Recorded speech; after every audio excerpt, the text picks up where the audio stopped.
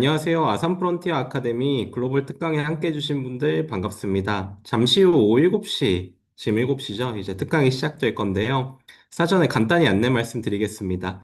첫째, 혹시 주변에 글로벌 특강에 관심이 있는데 신청 못하신 분이 있다면 채팅창에 있는 접속 링크를 공유해 주세요. 링크를 클릭하시면 바로 들어오실 수 있습니다. 둘째, 사진 촬영 및 녹음은 삼가해 주시기 바랍니다. 셋째, 문의사항이 있으면 Q&A 버튼을 눌러서 질문을 해주세요. 오늘 참석자분들이 많아서 저희가 자유롭게 채팅하는 기능은 막아놨는데 Q&A 기능을 쓰시면 바로바로 저희도 확인하고 연사분도 확인해서 질의응답 응답하실 수 있게 저희가 도와드리고 있습니다. 마지막으로 이번에 웨비나는 조금 이따가 연사분이 말씀하실 땐 영어로 진행될 거예요. 그때는 AI 툴을 타용해서 문자 통역을 진행할 건데요. 링크는 저희 재단 소개가 끝난 다음에 바로 공유해 드리도록 하겠습니다. 네. 그럼 이제 시작하도록 하겠습니다. 저는 아산나눔재단에서 아산 프론티어 아카데미를 담당하고 있는 사역신 팀 유태린 매니저입니다.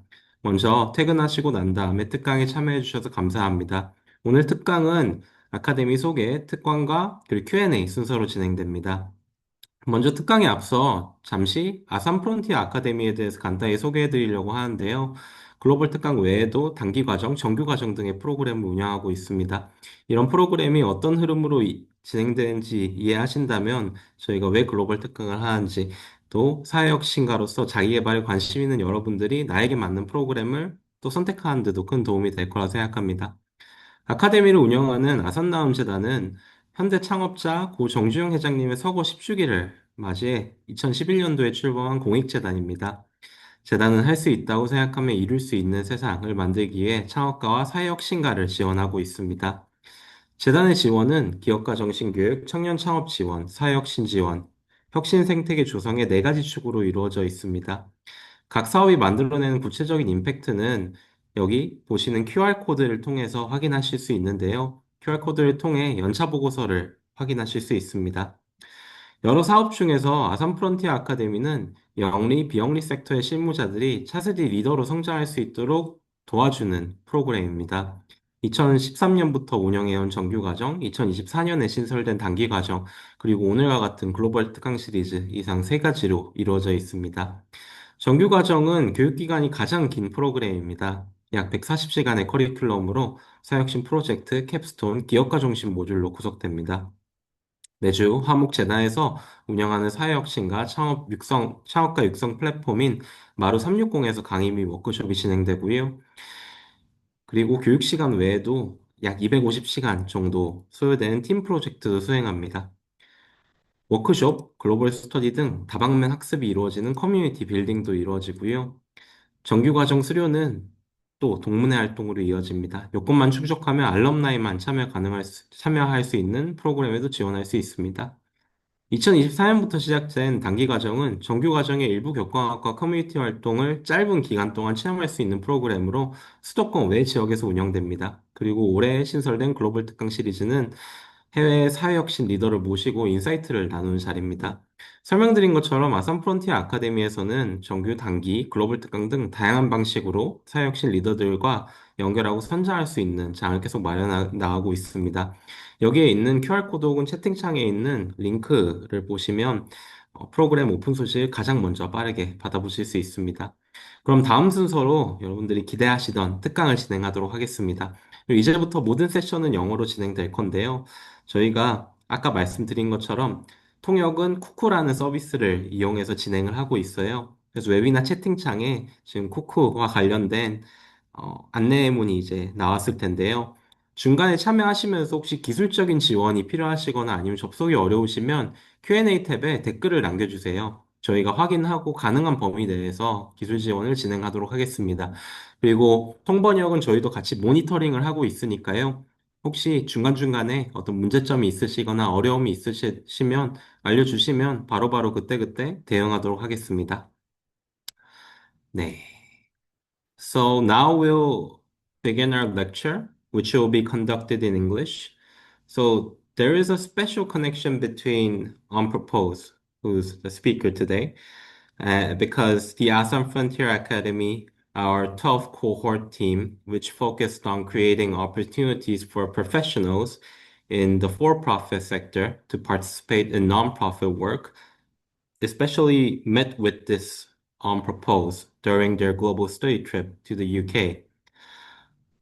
That's how we got connected with today's speaker, Tom Rippin, founder and CEO of Propose. Tom brings a wealth of experience spanning from the background in cancer research, consulting at McKinsey, to leadership roles at major nonprofits and executive work to social enterprises. Today, Tom is here to discuss a vital topic, developing leaders who will spark the transformation we need. He will share his journey and learnings of the associate program that On Propose is working on. And by that, exploring how we can cultivate leadership that aims for systematic health at an individual, organizational, and economic level. So everyone, please give a warm round of applause to Tom. So Tom, are you ready? I'm ready to go. Thank you, Daniel. Thank you. So Um, we just I think you're ready to share your screen right I now. will share my screen. Yeah, Thank you.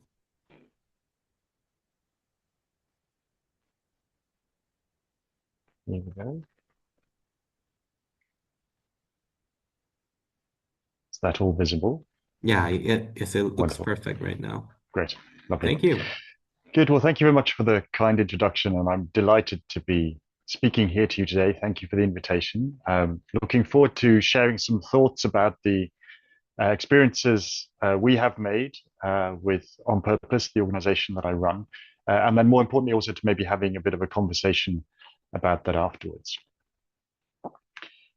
Now, our mission at On Purpose is actually not so much to develop people.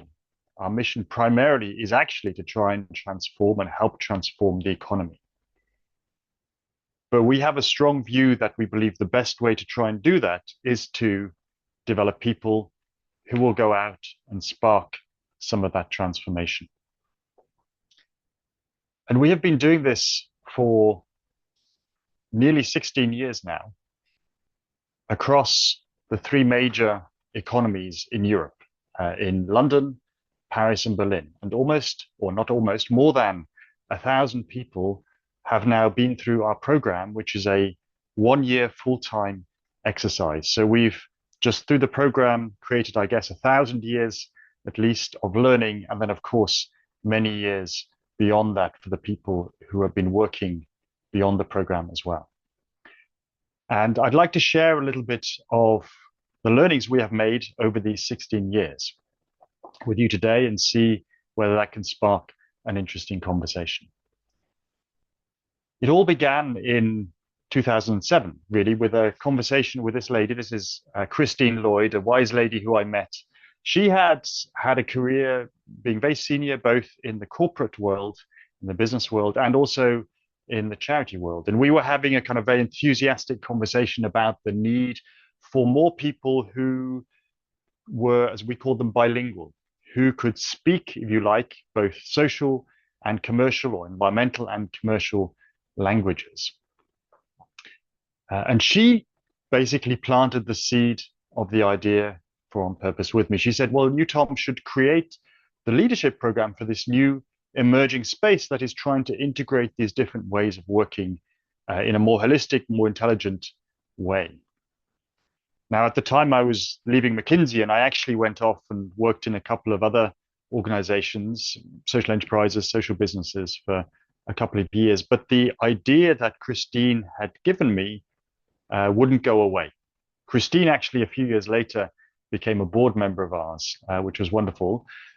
But because this idea wouldn't go away, was I think in the Christmas holidays of 2008 that I sat down and I wrote a business plan. And in true management consulting style, I think this had over 100 PowerPoint pages. It was very detailed. But it was useful to go and have lots and lots of conversations with people over the next year before eventually launching On Purpose at the end of 2009. And that business plan already included in it, I would say, three very fundamental beliefs that we still adhere to today. And I think it's worth making those explicit. The first is the most important. That is, if you find great people and you provide them with support, learning, and a community, then they will go on to make great things happen. Things that we can't even anticipate yet what they're going to be. The second is that we need a fundamental change in our economy and how organizations in our economy work. Incremental change, trying to improve things within the current system, within the current ways of doing things, is no longer enough. And the third belief is that there isn't one part of the economy, one sector, either the social enterprise world, business, charities, government, that has all the answers. All organizations, in our opinion, need to change, and we need to learn the best parts from all ways of working if we're going to make the change happen that we want.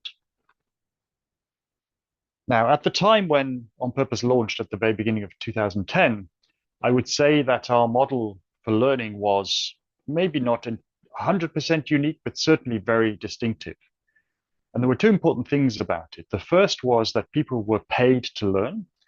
And the second was that we had a financially sustainable business model. And I just want to talk you through the nuts and bolts of how that works briefly. The leadership program has the following elements. Our associates, that's what we call the participants, who are shown here by the people with the Superman cape, they apply to the program. It's competitive to get in. Only about 10% of people who apply get onto the program. And if they get on, they quit their job and they come to us for 1 year full time. And during that year, we organize a series of things for them. The first is 2 6-month placements, as we call them, in a variety of organizations. This could be anything from a big corporate. We work, for example, with one of the biggest banks in the UK, through to small charities, startup social enterprises, social investors, the whole spectrum. But the common factor of all these placements, of all these projects, is that they are trying to integrate social and commercial ways of working, or environmental and commercial ways of working in more intelligent ways. The second part is that every Friday afternoon we get together face to face and we have classroom learning. We cover a range of broad topics. I'll come to those in a bit more detail later. And much of that is actually provided by a network of volunteers that we have, who generously give of their time and their experience and their expertise. Then each associate also has one-to-one mentoring and one-to-one coaching, which we organize for them again, provided by a network of highly experienced and skilled volunteers that we have access to. And last, but by no means least, the associate is part of a cohort of normally about 20 people who provide for them a peer learning community, a bunch of people who are going through this quite intensive year with them together, and with whom and from whom they can learn lots. And not only is that community the cohort they do the program with, but of course also all the alumni who have gone before them and the people who will come after them on the program as well. Now, the business model works like this. The associates are paid by the organizations they work in, but because we are providing this leadership program for them around about their placements, they are willing to accept a low salary. In London, for example, this is something called the London Living Wage, which is a kind of ethical minimum wage that they are paid. So they are paid by the organizations they work in. The organizations get high quality work, high quality people, because we are a selective program. And that allows us to charge the organizations, not the people. We charge the placement organizations a fee on top of the salary. And that funds our work on the leadership program, the selection of the people, organizing the training, and so on and so forth. And so that then closes the loop of the business model, so that associates are paid and we are able to run this as a non-profit social enterprise which generates its own revenues. Now, this model, both the leadership model and the business model, has stayed more or less the same. Pretty very minor changes only really since the beginning. But in the 16 years that we've been running it, there are, I would say, different ages that we have been through with On Purpose, where our way of thinking about the world, our way of thinking about how to develop people who are going to transform the economy has changed. And I'm going to step through these 4 ages one by one and try and give you a flavor of each of them, why it happened, what was going on, what was our focus in terms of learning, what kind of people and what kind of organizations did we work with. Now, the first I would call the age of harnessing social enterprise. Now, back in 2010, when we started, social enterprise was all the rage. There was a lot of talk about it in the UK as well. There was a lot of political support from both sides of Parliament, from the Labour Party and from the Conservative Party. And there was a lot of investment going into social entrepreneurs, into startups, and into social investment. Interestingly, we had a slightly different view. We felt that there were actually enough social entrepreneurs around.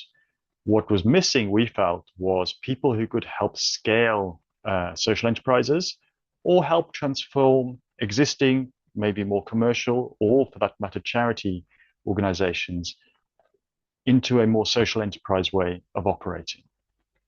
And that was, we felt, a different kind of person who was also trying often to change their careers and find more meaningful ways of working.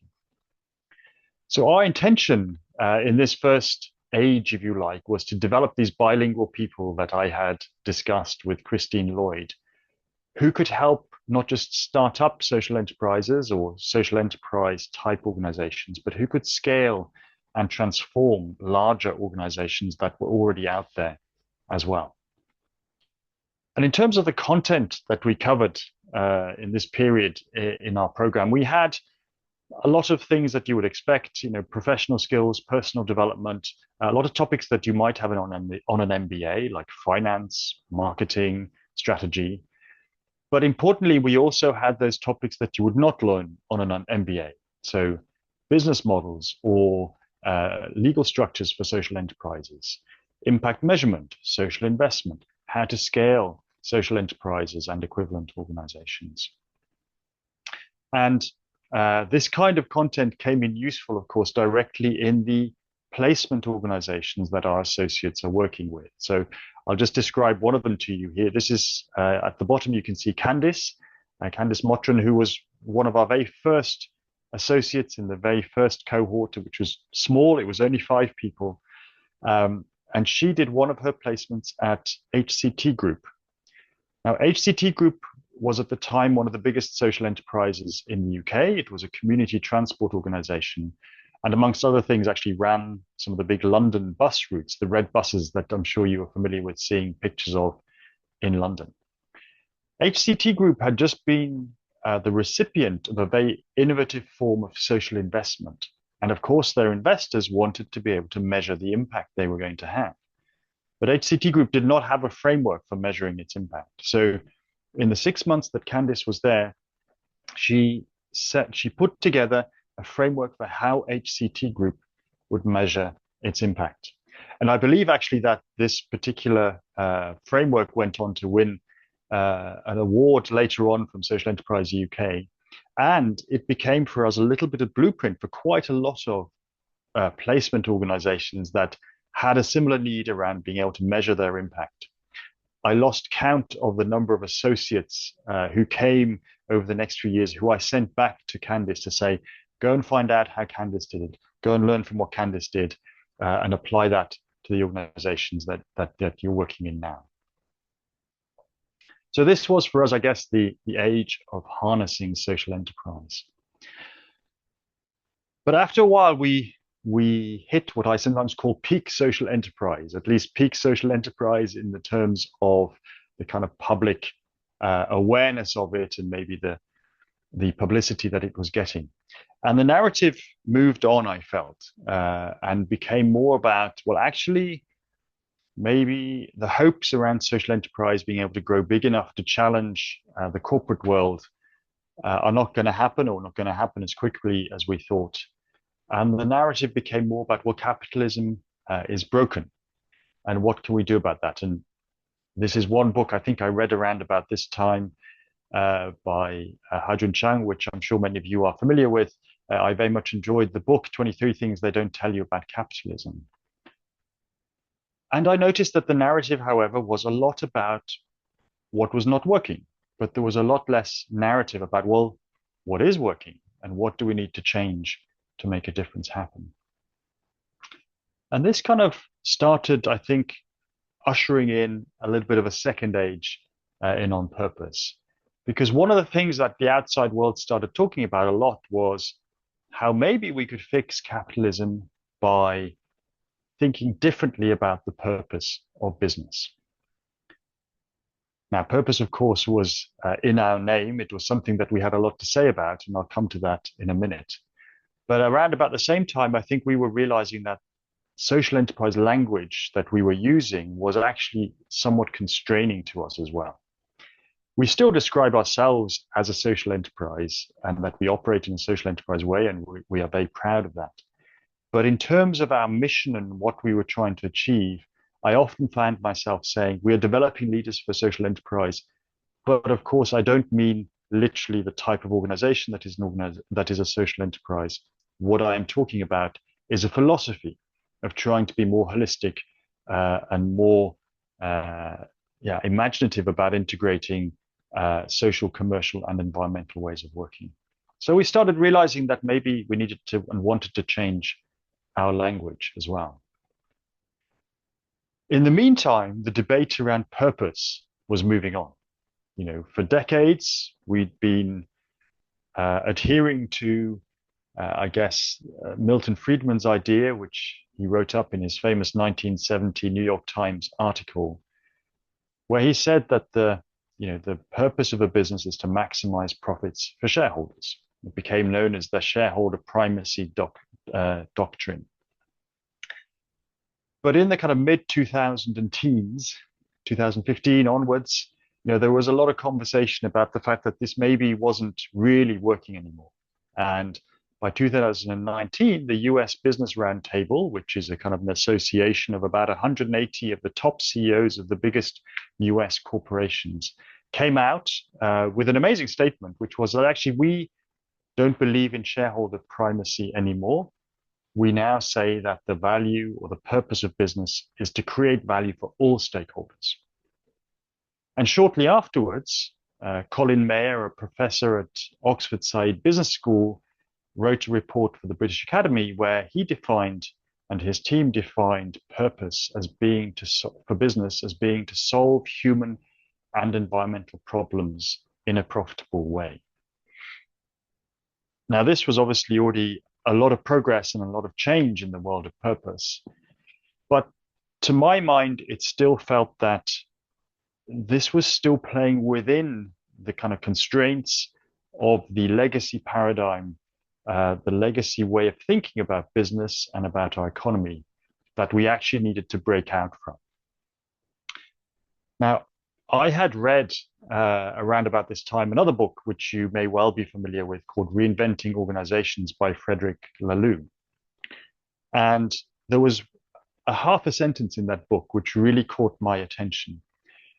And basically, he was saying that organizations in our economy behave like cancer behaves in our bodies. And maybe it's because before going into management consulting, I'd done some research into cancer, but that phrase caught my imagination. And so I started thinking about, well, if that's the case, then we could actually describe our economy as being unhealthy in some way. And I was very lucky at the time that I was able to go on a sabbatical to the London School of Economics for a few months and do a lot of my own kind of research. And I was interested at that time in systems thinking and understanding how complex systems operate. And I came across a way of thinking about systems and a way of describing healthy systems, which was fascinating to me because of this idea that maybe our economy is unhealthy, Also, what do healthy systems look like instead? And essentially, system scientists have identified that if you look at, you know, any healthy system, which are most natural systems, but also, some human-made systems, systems that endure for a long time, that are healthy and are able to carry on going, then we can identify a certain set of universal characteristics of how these healthy systems behave. And over the years, I have synthesized a lot of this thinking, which I've read about, a lot of these ideas around healthy systems, into 4 very high level behaviors of healthy systems. There is a lot of detail under this, but I just want to give you a flavor.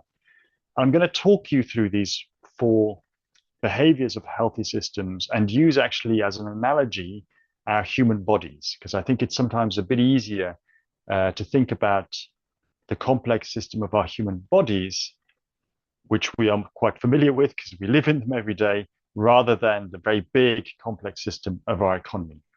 And both are complex systems, so there is, it's justifiable to use one as an analogy for the other. So first of all, in healthy systems, we tend to observe universal circulation. Resources get actively circulated to all parts of the system. In our human bodies, for example, we have 37 trillion human cells, trillion with a T, that is. Our body goes to great lengths to make sure that every single one of those cells gets the resources it needs. Everyone has, for example, a blood supply. The body doesn't go, well, I'm just going to supply the top 20% of cells with blood, and then I'm going to rely on some kind of trickle-down effect. That's not how it works. It has an incredibly intricate and complicated way of getting resources to every single cell. Now, I will let you think about, do we do the same in our economy? Do we do the same in our organizations as well, or not? Secondly, healthy systems actively self-regulate.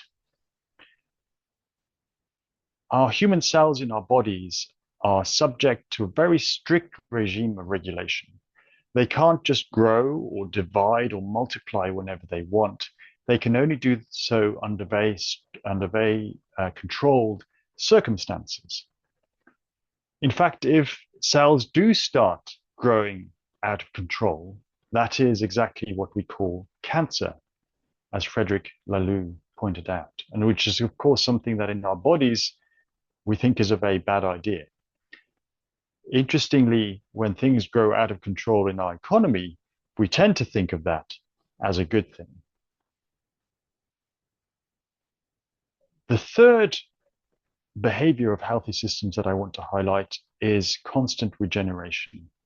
Healthy systems are always learning, they are always adapting so that they don't fall out of step with their environment. And they are always investing in things today which will help them operate tomorrow, in 10 years' time, in 50 years' time, or 100 years' time. So in our bodies, for example, our human cells are literally being replaced all the time. Our body is constantly investing in creating new human cells, whether it's our skin, our hair, our muscle, our bones. There are only very, very few cells in our bodies that do not get replaced on a fairly constant basis. And then lastly, and importantly, in healthy systems, we observe that the parts of the system, the individual elements, balance their own interests with the interests of the whole system.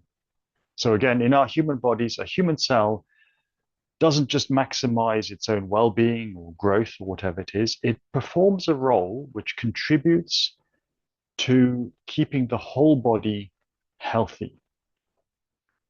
It has somehow some way of knowing what it needs to do. It has an awareness of the greater whole of which it is a part. Now, you see, I think that understanding these healthy behaviors, and these are healthy behaviors that operate across in all parts of the world. The human economy and human organizations, by and large, do not conform to these, but they are the exception. All the rest of the world behaves in healthy ways.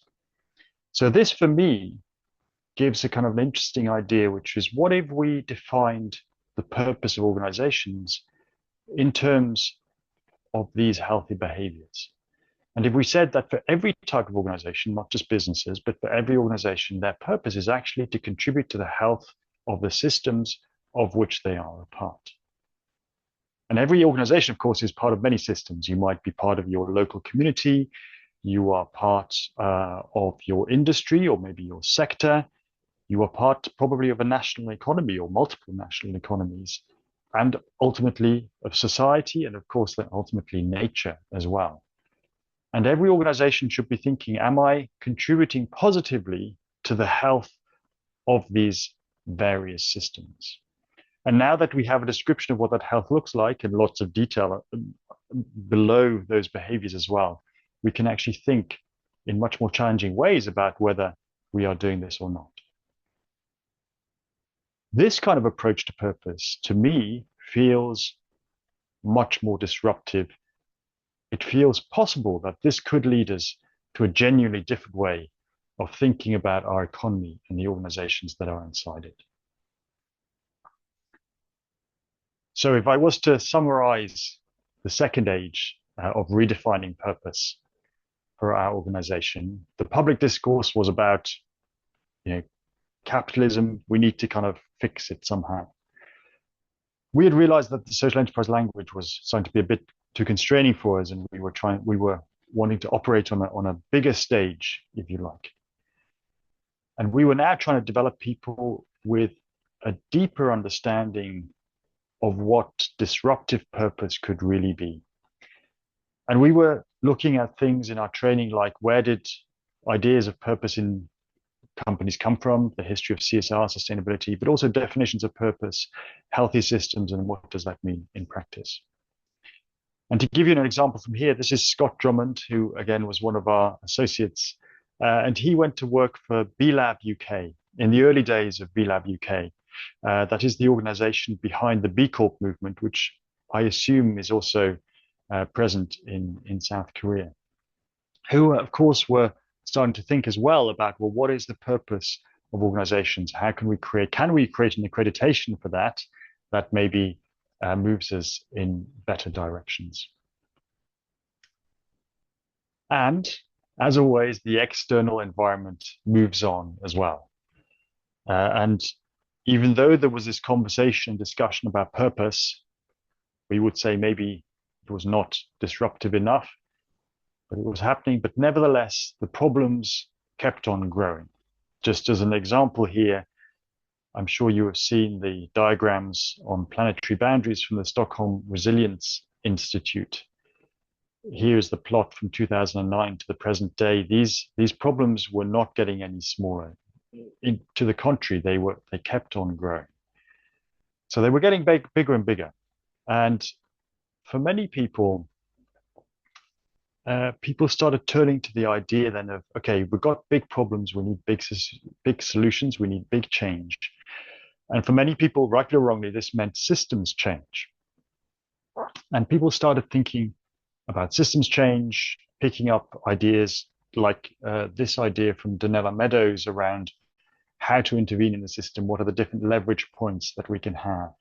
And they started talking and thinking a lot about, okay, how do we create change in the big systems, not just in an organization, but in industries, in sectors, in our economy as a whole. And for us as well, this, I think, went hand in hand with a new age on purpose. We started talking about how do we transform the economy. So the external discourse was about, we need big change, we need systems change, we need systemic change. Our feeling was that the debate around purpose had not gone far enough. That we were still really talking about change within the old system, and we needed to do more. And in that sense, we were excited by the idea that people were talking about systems thinking and systems change. But one thing we noticed soon was that not all systems change is created equal. Let me tell you about two different companies, one of which I'm sure you've heard of, Uber. Uber has created systems change. It has disrupted the market of individual transport with taxis. It has literally connected the system differently. I used to have to call up a taxi company to order a cab. I can now talk directly to the taxi driver. That is literally systems change because the relationships between the different players in the industry have changed. And I would say that the reason Uber is doing this primarily is still to maximize their profits and to grow as much as they can and to make money for their shareholders. So although they have created a measure of systems change or a type of systems change in their industry, they are actually, I would still doing it without having changed the underlying reasons for doing it, the underlying values and beliefs that they hold about what it is to be an organization or a business.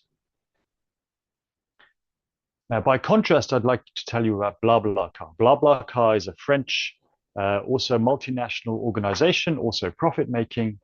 It also actually, interestingly, works in the kind of individual transport space, and it is essentially a marketplace for ride sharing. You can advertise that you are driving from A to B, and someone else can say, I need a lift to that, and you can find yourself on the platform and make that happen. It's also a significant company. It has 26 million active users in Europe and South America. And it's trying to, it is a commercial company trying to make profits. But here's the important thing. I believe they are genuinely trying to do it because they are wanting to contribute to making the transport system healthier. They want to create sustainable solutions and contribute to finding a way of transporting people in a way that works, that will be sustainable, regenerative, and healthy. So what does this mean? What is the difference? The difference between these two organizations, I would say, is that they are operating in two different paradigms. And by paradigms, I mean the worldview, the values and beliefs that you hold about, for example, our economy, about organizations, how the world works. And we are all coming out of a legacy paradigm that was essentially mechanistic, it was essentially linear, and that, as we have seen, has led us to an unhealthy economy that is working in ways that, if we continue much longer, is not going to lead to a great outcome. And we need to transition to a healthy paradigm, one that is probably more inspired by the healthy systems than maybe the natural systems that we can see outside, out there. And that needs to happen at all levels, at the level of the individual, at the level of the organization, and at the level of the economy as a whole. So this became for us in this third age a big focus. How can we help people be catalysts for organizations starting to operate in a different paradigm? And one of the things that we became very interested in is to find examples of organizations that are already operating in very different ways. Interestingly, there are hundreds and thousands of these organizations out there already, but we are often not very well primed to see them or to recognize them. We don't talk about them very much because in our old paradigm, we are primed to see and talk about whatever makes the most money, not whatever works in the most sustainable or regenerative or healthy way. So I'd like to tell you about one of the examples that we talk about with our associates often. It's called Bitsu. You may probably not have heard of it, but it is a high-end global furniture design and manufacturing company that is very well known in its space. It was founded in 1959 in Germany. Today it is headquartered in the UK. And one of the things it's best known for is selling these, you can see they're quite designerish kind of office shelving units where I can put up these units, I can arrange the shelves in whatever way I want, I can change them around when I want. And that is, I think, the thing it's probably best known for. Now, Vitsu's mission, if you like, and I will paraphrase it, but it goes something like this, which is it's trying to help as many people as possible live better lives with as little as possible. So they are deliberately trying to sell each customer the minimal amount of stuff that they can. Now, we might say, well, yeah, I know lots of companies who say that, but I think Vitsu really does some extraordinary things around this. For starters, Vitsu's furniture is backwards compatible to 1959 when they originally started up. So if you bought in 1959 one of these shelving units and one of your shelves breaks and you want to just replace a single shelf, you can go into the shop, buy a shelf today, and it will fit in your old shelving unit so that you don't have to throw away everything. You just have to replace one part. Now, I thought, well, that makes sense. That seems very rational. And then I talked to a designer who told me, no, this is extremely difficult. It's extraordinary that they have been able to make this happen. This is very unusual. Secondly, they don't use any glue in their products because if you glue two things together and one of them breaks, you have to replace both. And they want to make sure that you only have to replace one of them. They don't incentivize any of their salespeople on volume. They never discount what they are selling because they don't want you to just buy something just because it's cheap. And maybe most interestingly of all, or most curiously of all, if you buy, for example, one of these shelving units from them and a few years later you move house, they desperately don't want you to throw what you bought away. So they will come to your house, they will take down the shelves, and they will put it up in your new house for free, just to make sure that it still gets used and doesn't get thrown away by either you or maybe the next person moving into your house. Now, I think if you were a classically trained, let's say, MBA student, you would look at that and go, that is crazy. That organization should not be able to compete. It shouldn't be able to survive. And yet it's been going for, 65 years now. It sells globally. It's highly respected. It is successful. These are the types of organizations that I mean when I say I think they operate with a different paradigm.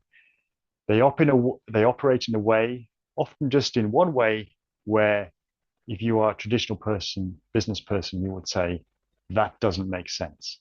If it doesn't make sense, then to me, it's exciting. So if I was to summarize the third age of transforming the economy, everyone is talking about needing systems change. We felt that what had been going so far, definitions of purpose, for example, didn't go far enough because it wasn't really the new ideas of purpose were not rooted in a genuinely different paradigm. And we had an alternative around these healthy systems, which we thought was. So what we were trying to do at the time was to genuinely develop people who can envisage a qualitatively different future. I think if you want to work towards something, you have to be able to imagine that something else is possible. And hence the examples that we collected, like Vitsu and so on. The types of content that we were talking about were systems thinking. We talk about alternative economics, such as donut economics, and systems change models like Three Horizons model or the Berkana two-loop model. And here's an example of an organization and one of our associates that falls into this category, I would say. The Ellen MacArthur Foundation in the UK is very well known for pioneering circular economy approaches and helping businesses transform their business models. And Joe Murphy, who you can see here, was an associate who worked with us at the Ellen MacArthur Foundation, stayed on, and is now their head of strategy and innovation.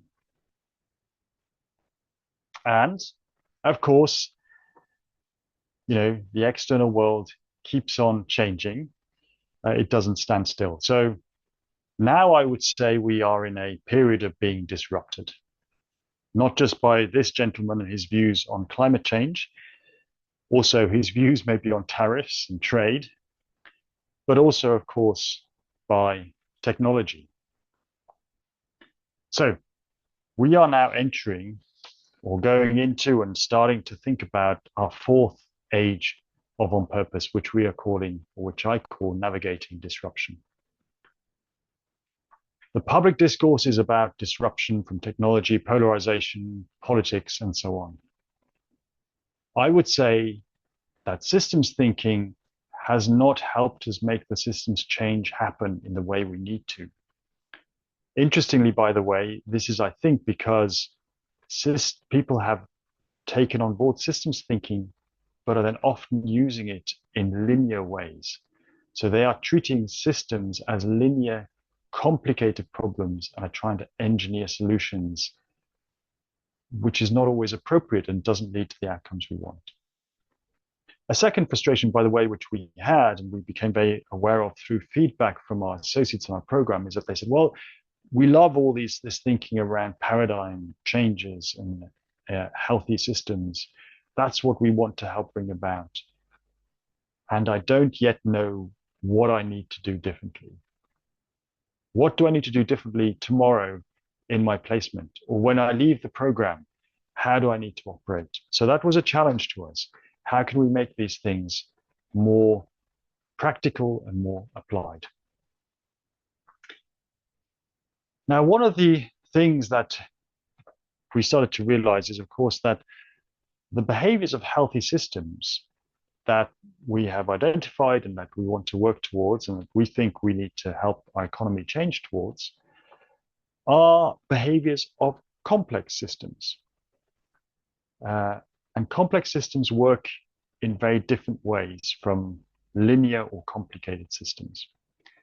And most of our legacy, traditional ways of managing organizations are actually appropriate for linear or complicated situations, not for complex ones.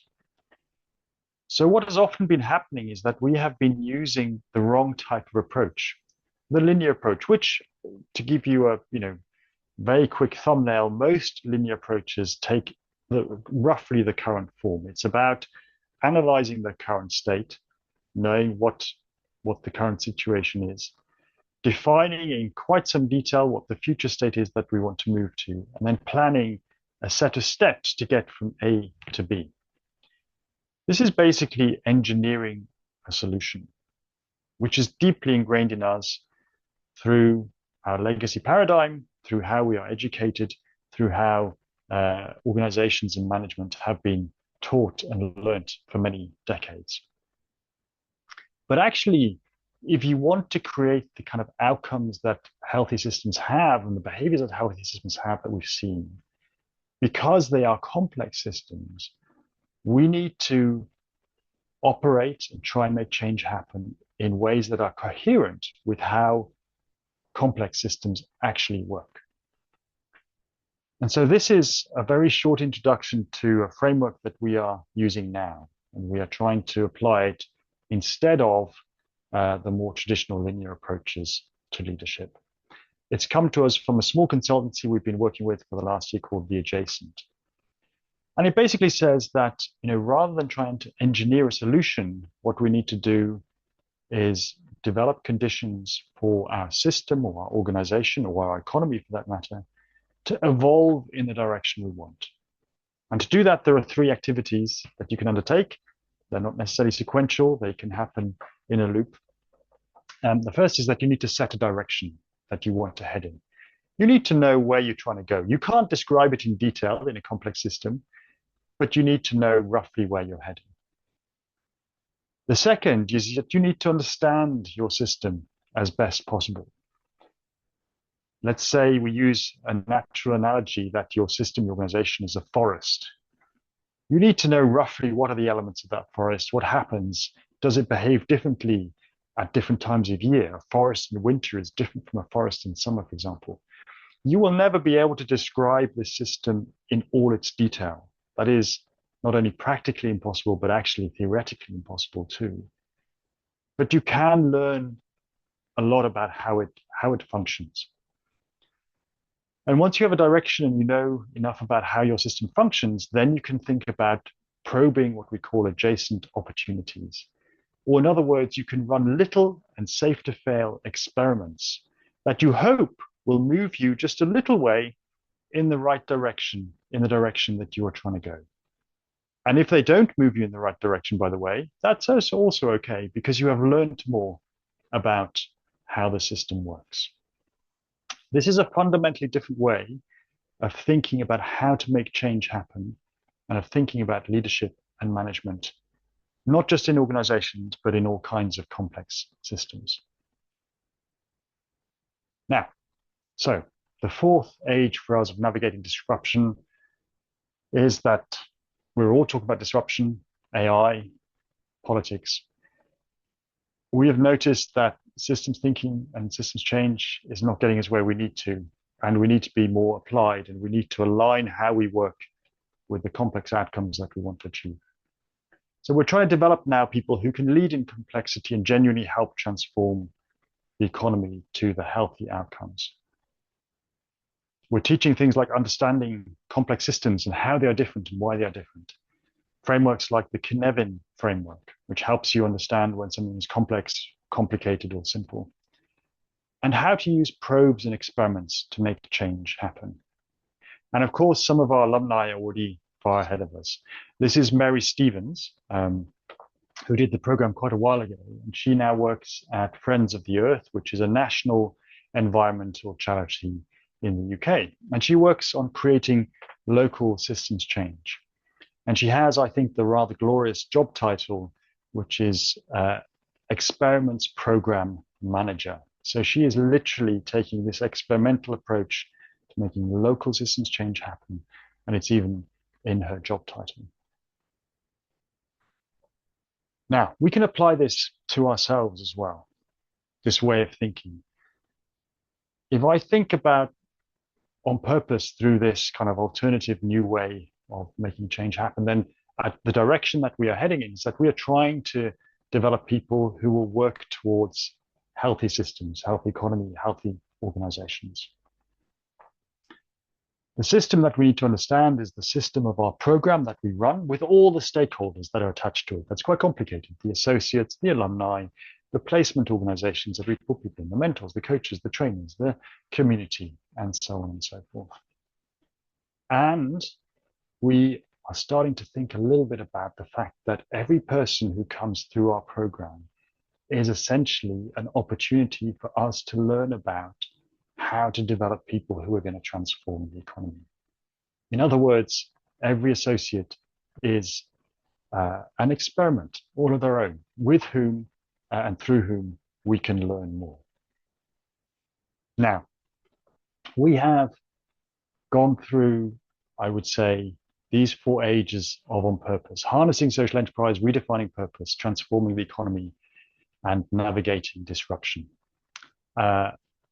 I'm sure there will be more ages to come. I'm sure our knowledge will change and we will start doing things differently again.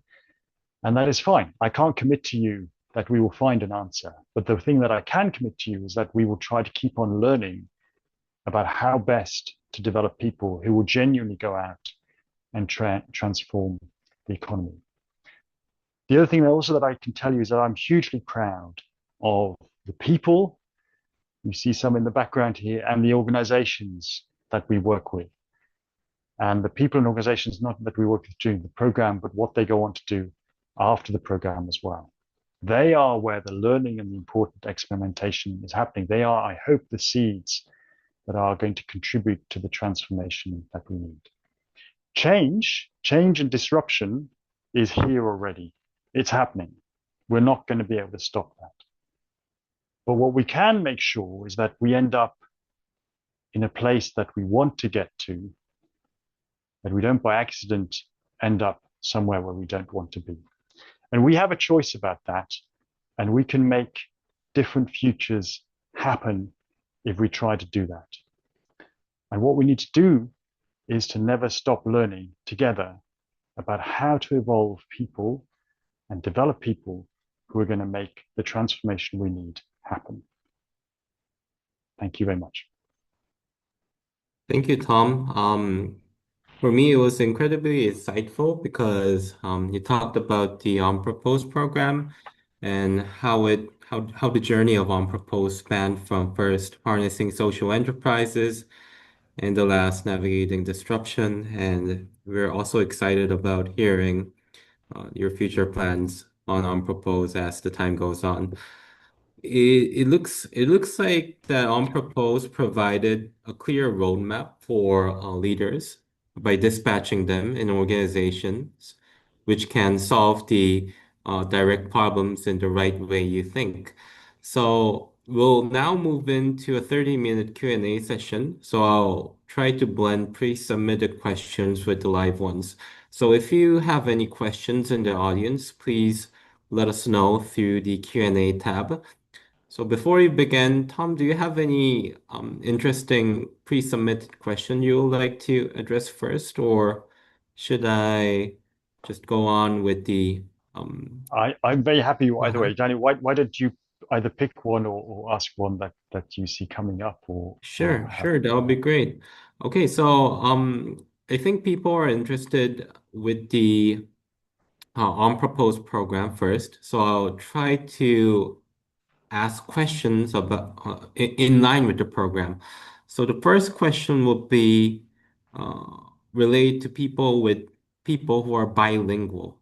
So on Propose met a lot of associates who wants to become bilingual, and they might have a core motivation um, on, well, applying to this program. So what was their core motivations? I know it might be different from each individual, but they might have something similar, such as like making a big change or disrupting the system. So that was the first questions which came on. yeah. Thank you very much. Hmm. Um, yeah, I mean, as you say, the motivations often differ by person, but there are some themes that we can tell. I think a lot of the associates come into the program knowing that they want to make a change happen in their work, in their careers. I think often this is one typical story, and it doesn't apply to everyone, but I think it is a theme. Often people have so far in their lives maybe chosen things because they were impressive, because they were prestigious, because they were maybe what was expected of them. You know, they went to a good university, they went to a prestigious employer to try and start a career, and they've got a certain number of years into that career, maybe 5, 6, 7 years, and they've actually realized, you know what? I'm not actually sure that I enjoy this all that much. Or they look at the people who are maybe 10 years ahead of them in this organization. They go, I'm not sure that's what I want to end up being in 10 years' time. And they realize that they want to do something more meaningful, you know, and people come to us and they say what sometimes sounds a little bit like a cliche, but it's true. You know, they say, I realize I was part of the problem. I wasn't part of the solution. Or they say, I realize actually I was just creating shareholder value. I want to be doing more than that.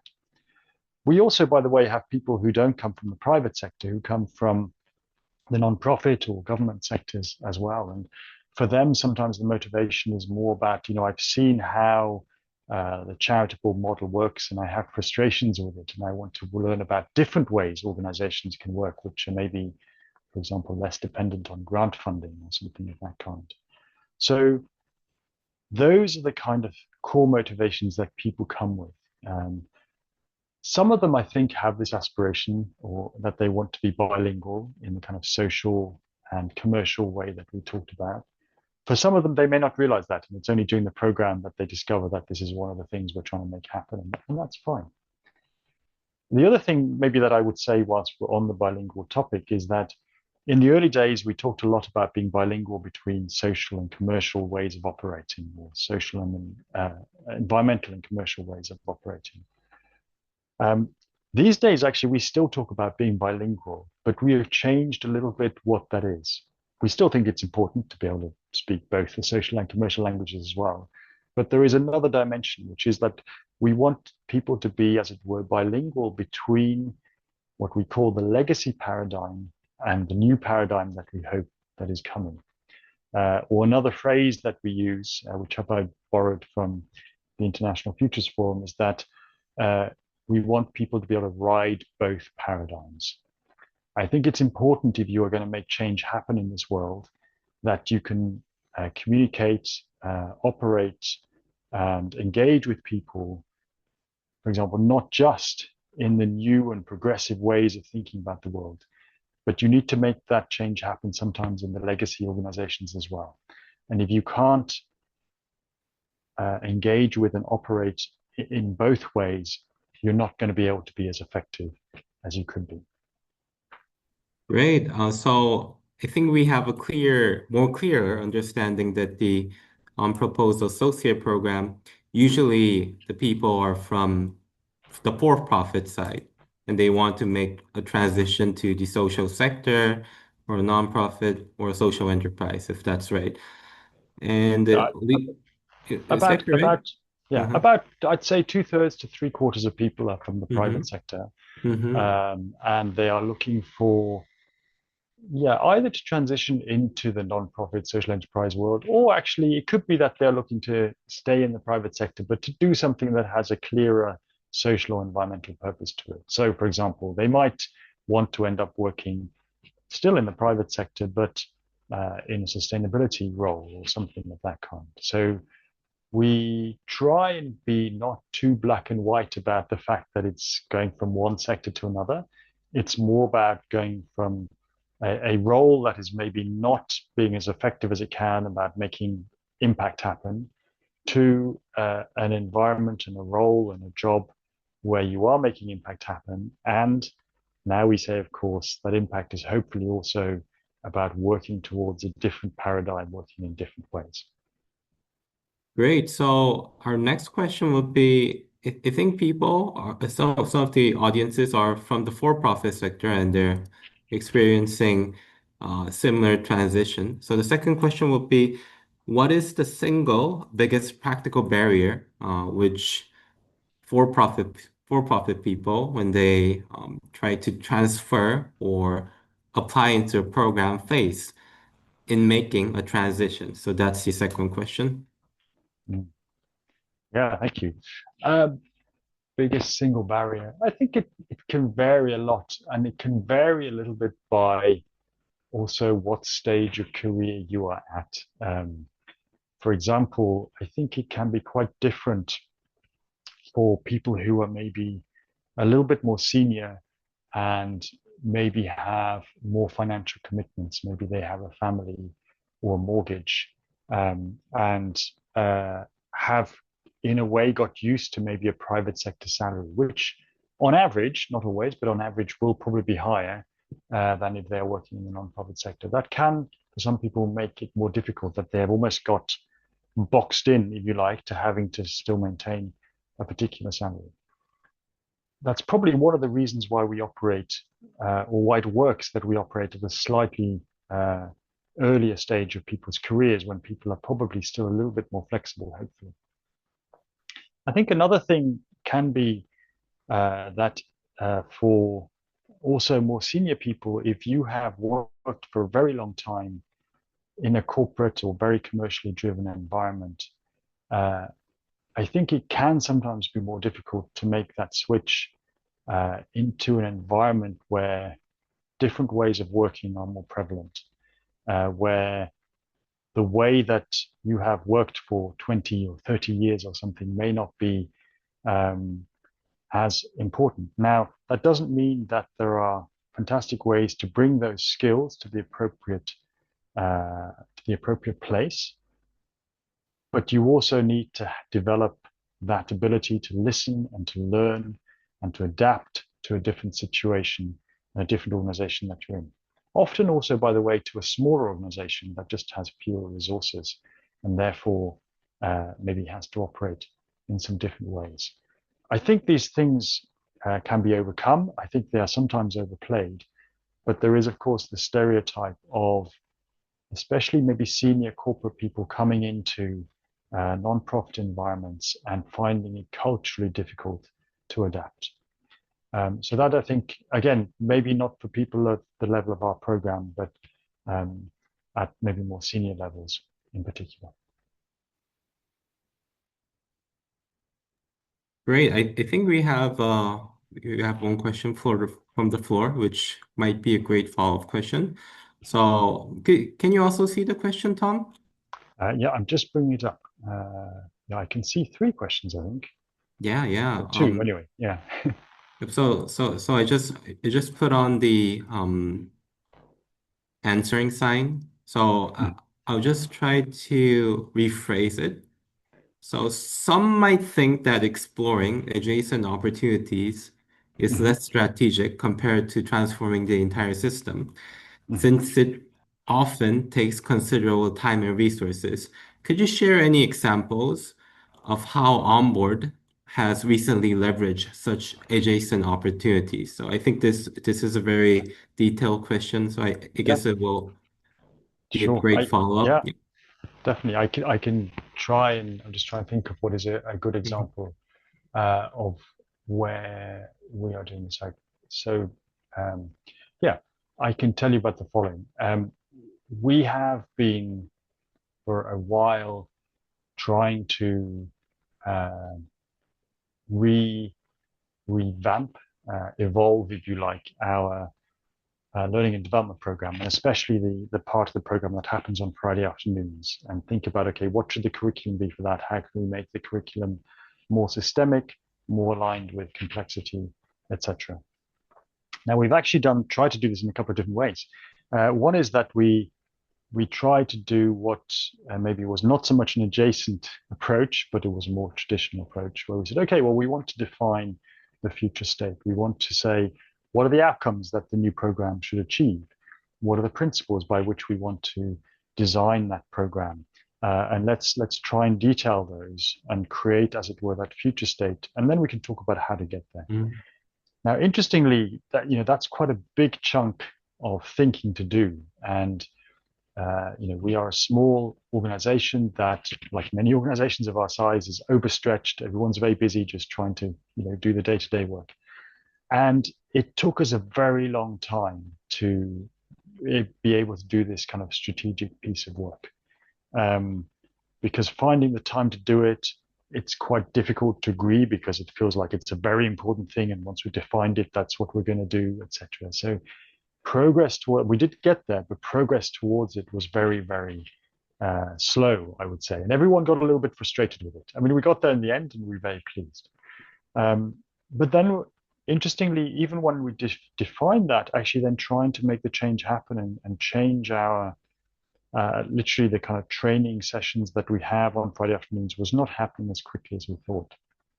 So we then thought, okay, well, what would be a more adjacent way of thinking about this? What is a smaller piece, a smaller problem that we can bite off and do separately? So we thought about, okay, let's not try and redesign the whole program. Um, let's think about a couple of really important modules. We can probably all agree that there is a really important module around systems thinking and complexity, which is content that we've been doing for a few years. Let's try and just take that module and try and make that as good as we can. And by the way, it might also take, we will give it a bit more time than we have currently. And let's just do that. And that will probably take us a step in the right direction. It doesn't solve the whole program, but it takes us one step in the right direction. Once we've done that, maybe we can then take the next module and the next module. And, it's small steps in the right direction. So currently we are trying to do that. It's also, it's not fail safe. It doesn't always work quite as you like. And in reality, you probably need a little bit of both. But that idea that we're trying to increasingly, especially because we are such a small and busy organization, we are trying to think always about, okay, what's the smallest step that we can take that takes us in the right direction, rather than going, okay, what's the 5-year strategy program or strategy plan that we want to create? Because often that will take too long to create. And frankly, once you've created it, probably the world has moved on and you're too late. Much of this is, as you will probably realize, inspired or coherent with agile ways of working. And agile ways of working are quite related to this kind of thinking around adjacent experiments and so on. So I hope that provides you with a little bit of an example of how we're trying to apply it in real life. Great. Yeah, it was a very challenging question. So, also as an organization running a leadership program, it's always being being being very structured is very important. But also when you become too structured, sometimes it's difficult to make a short-term change because the program itself is becoming structured. So let's move into a question about systematic health, since the lecture also talked about systematic health, and in the landing page, we also mentioned something about systematic health. So,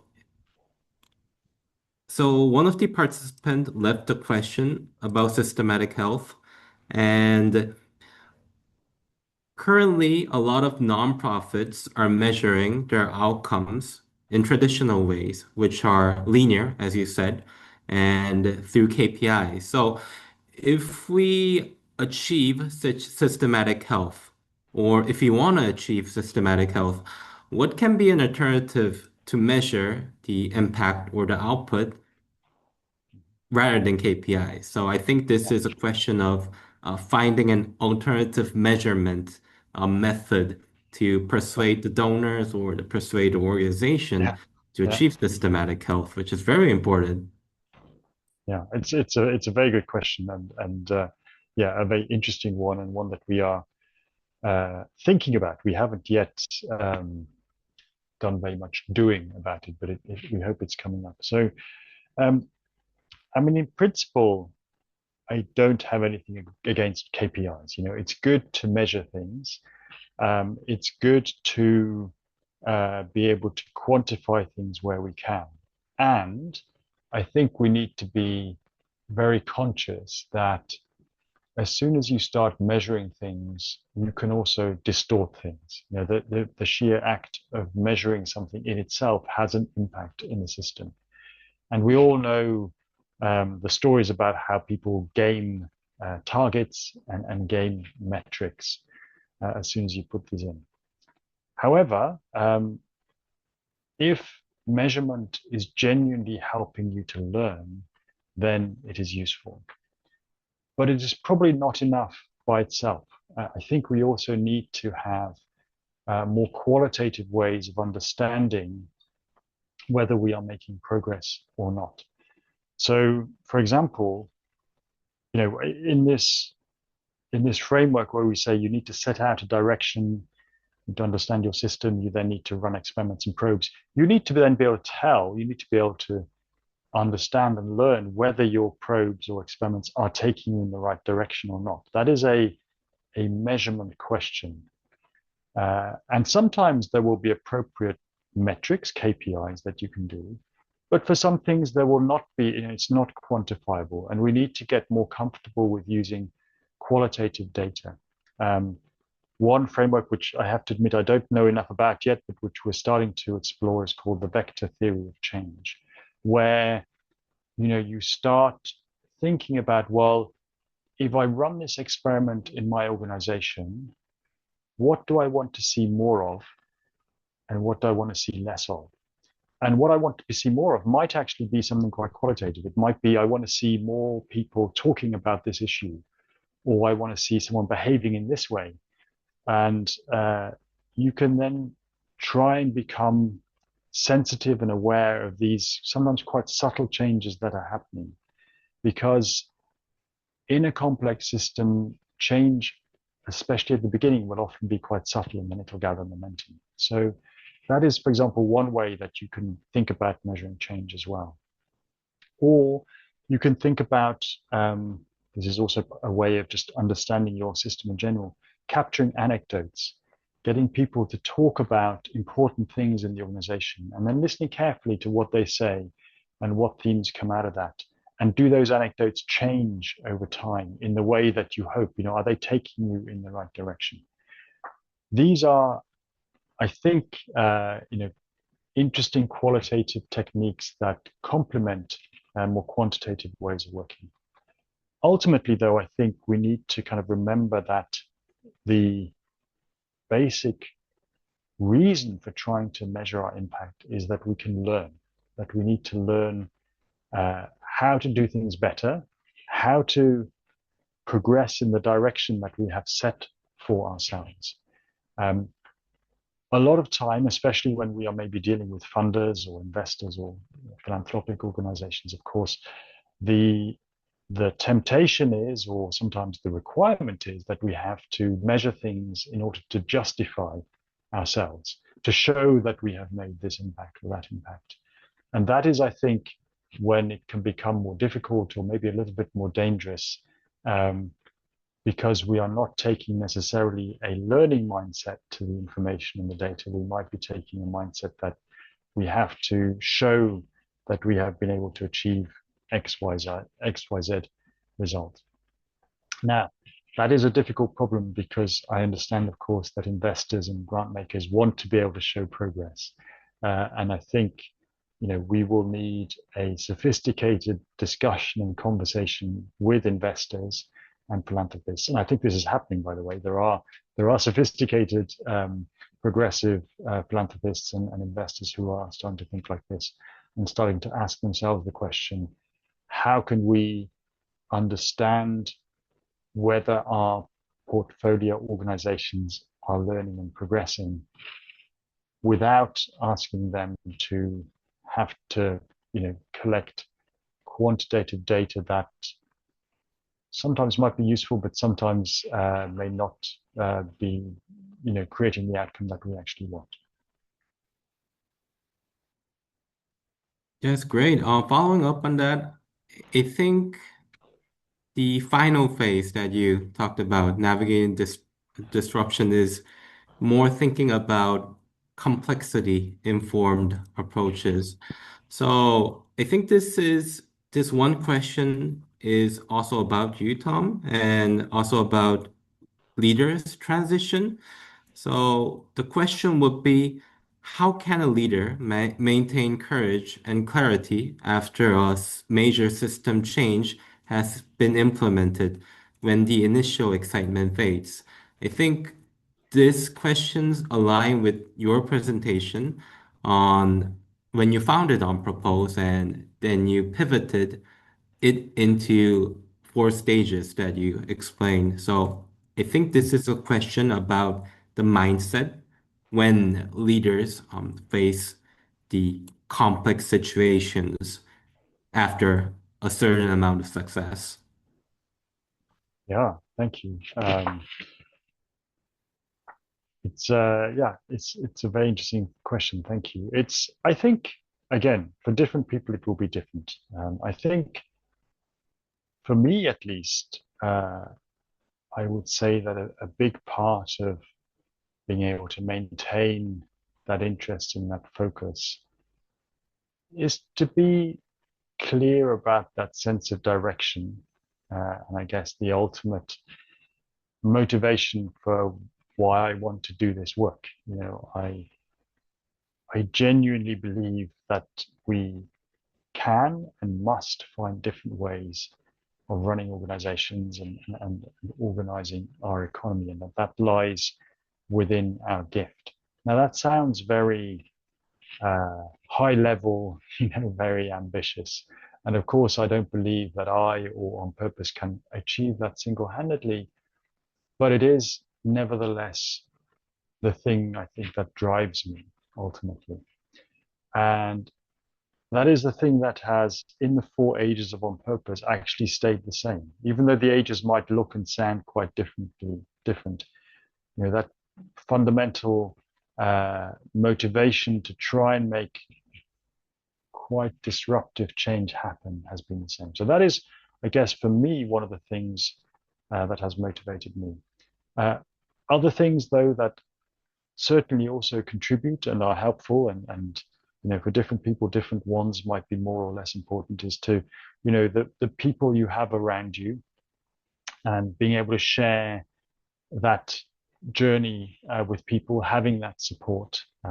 I remember in the very early days of On Purpose, I actually didn't have a board for maybe the first 6 months or so. And someone said, "Oh, you should have a board." And I said, "Yeah, but I don't really need one. And I have lots of people I can talk to and get advice and so on. Why do I need a board?" And said, "No, actually, it is different. If you have a formal board who are there to help you, who will challenge you, and there is an expectation that they will be there.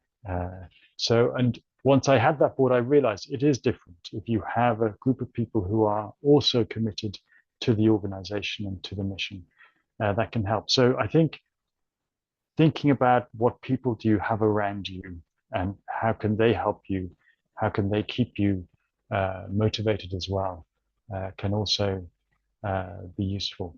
And maybe a third one, maybe relating especially to, I think there was maybe implicit in the question a little bit of a setback. I'm not sure it was explicitly there, but I wonder whether I heard a little bit of that in there. Is that there are lots of setbacks. One thing, just very practically, that I find helps is you often know maybe when a setback is about to happen, when you are in a difficult position, when something may not go as you hope. I find knowing what my contingency plans are very helpful. I don't sit down and write a formal contingency plan, but I have an idea in my head that, okay, I want this to happen, but if this is not going to happen, I have an idea of what we can do instead. And for me, I think that is useful because then if it doesn't happen the way you hope, you're not starting from zero. You already have a little bit of a head start, an idea of where you want to go. So at a very practical level, I find that helpful too. Great. So I think we have one more question, or I mean, time for one more question. And I think this question would be a perfect wrap up. It's a more practical question. And in the start of the presentation, Tom, you explained that the unproposed model can work because it's a business model, but people want to see it in a more diverse sphere. So the question would be, what are the key factors that help sustain a long-term trusting collaboration between your partnering nonprofits or mission-driven companies or donors, except of the aspect of a business model and that you provide them with a good labor force? Mm-hmm. Mm-hmm. Yeah, yeah. I think there are several things that make that happen, and again, it will be different proportions, as it were, for different organizations. But for some organizations, it is that we provide great people that they can rely on and they can get at a very good price.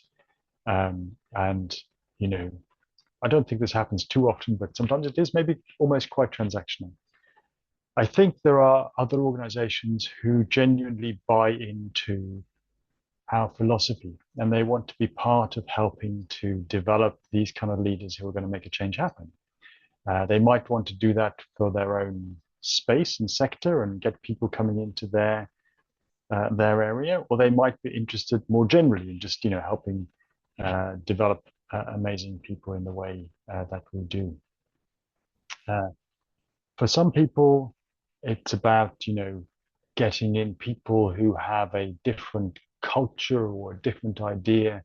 They maybe want to infuse their organization with people who think a little bit differently, and they see us as a great way of doing that. So there are all these different motivations that people have. What I would say, on top of that, try and do, one is that we would ideally like all our placement organizations to feel part of our wider community.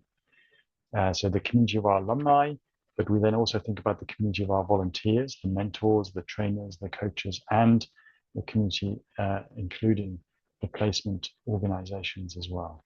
And this is not always easy, but as much as possible, we try and include them in that. And so, for example, we invite people from our placement organizations to attend our Friday trainings as well. And occasionally they will come and they see a topic that they're particularly interested in, and that can work well too. And then I think the last thing that I mentioned, but I think it is a very important and a big thing, is that we try and just, I mean, in some ways it goes without saying, but we try and behave in very professional and very trustworthy ways, so that we communicate well. We try and communicate proactively. We try and be very transparent with organizations and our associates. And even if something goes wrong, because most of our matches between associates and placements, are great. But of course, occasionally you have situations where something is not working out.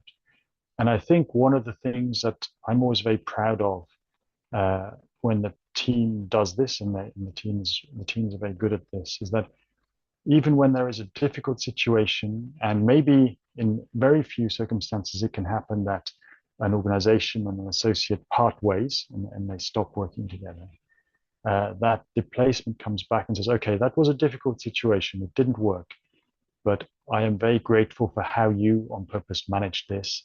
And, it worked, it happened, it was difficult, but it was managed in a very professional and helpful way. So I think that is one of the uh, big elements of trying to help generate that trust between the placement organizations and ourselves. And that trust is a very important ingredient of our business model. Without it, it wouldn't work. Great. I think I know we're running out of time, but I just want to address one more question. It's about AI. And since our proposed business model is sending people who have different skill sets to other type of organizations, does it get affected by the usage of AI? Because AI uh, is becoming a workforce which can give diverse perspective inside of an organization. Yeah, it's a good question. I think it's too early to tell yet for us. We it's difficult to tell whether AI is literally taking some of the roles that otherwise our associates might take.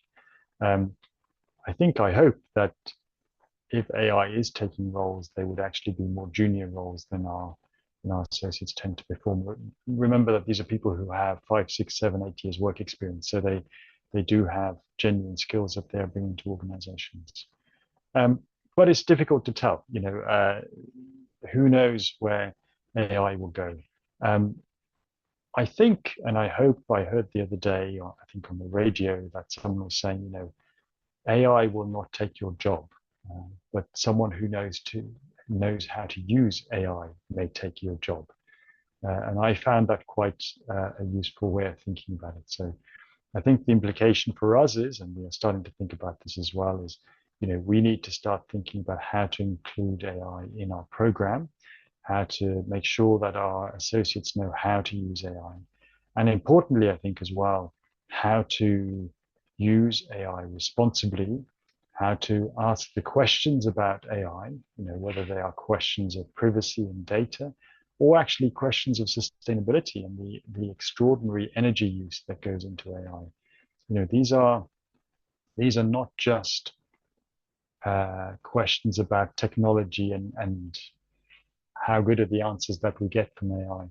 They are also questions about wider questions about sustainability and whether we can afford, in energy terms, what we can afford in energy terms to use on AI. So, my aspiration is as we have a little bit of AI in the program already, but as we do more of that, both people will, our associates will be great at using it, but also great at questioning it as well, and some of the fundamentals, and grappling with those ethical dilemmas that it poses as well. Great. Just one last question. I see questions popping up. So a lot of the audiences are from the social enterprise sector. So this is a very short question.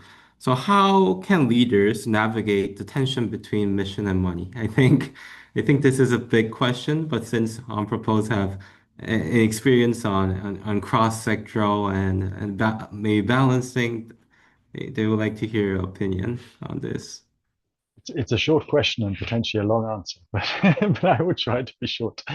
Um, how can you lead? How can you navigate the tension? It is a tension, and it's probably what I would call more technically speaking, a polarity, which means that, you will never get to a point where you have fixed the problem, where you have said, okay, well, this is how we're going to do it, and that's the solution.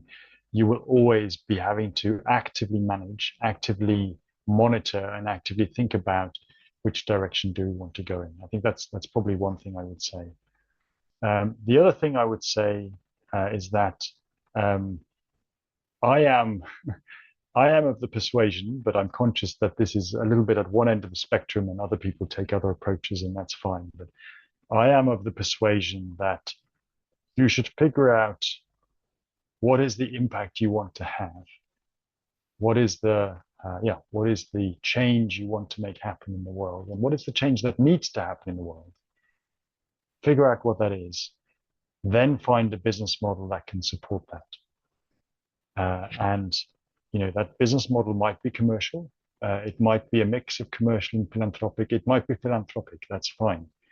The important thing is that we are addressing an important issue that needs to be solved.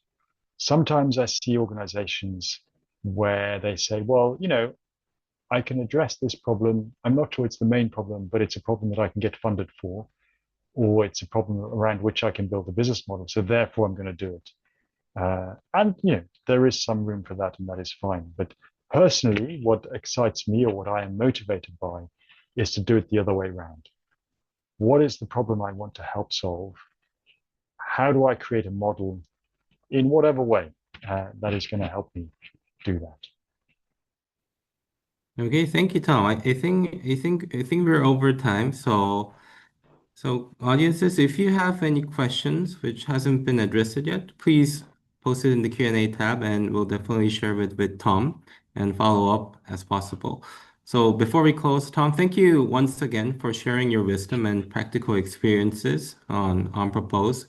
And we learned a lot about the uncertainty and how you have to navigate through it and the essence of leadership through your program. So everyone, I think it's a webinar, so people can't really speak or give their gratefulness. But still, I think a lot of people are applauding right now. And thank you very much for the exceptional discussion. Thank you, Tom. Thank you again very much for having me, and thank you also Mhm. for all the great questions, which I enjoyed very much. Thank you. So we'll try to wrap up the webinar in Korean right now. So I'll speak in Korean. Thank you very Lovely. much, Tom. Thank you. 네, 모두 참석해 주셔서 감사합니다. 저희가 회의 종료 후에는 자동으로 설문이 뜰 건데요. 아산나눔재단은 사업 진행 시 고객 지향성을 매우 중요하게 여깁니다. 그래서 더 나은 글로벌 특강을 만들기 위해서 좋은 의견 많이 주시면 저희가 향후 운영에 참여하도록 하겠습니다. 그럼 이제 행사를 마무리하도록 하겠습니다. 향후에도 아산 프론티어 아카데미 관련 행사에 참여하고 싶으시면 저희가 채팅창에 링크를 하나 올렸는데요. 여기를 통해서 사전 알람 신청 부탁드립니다. 감사합니다.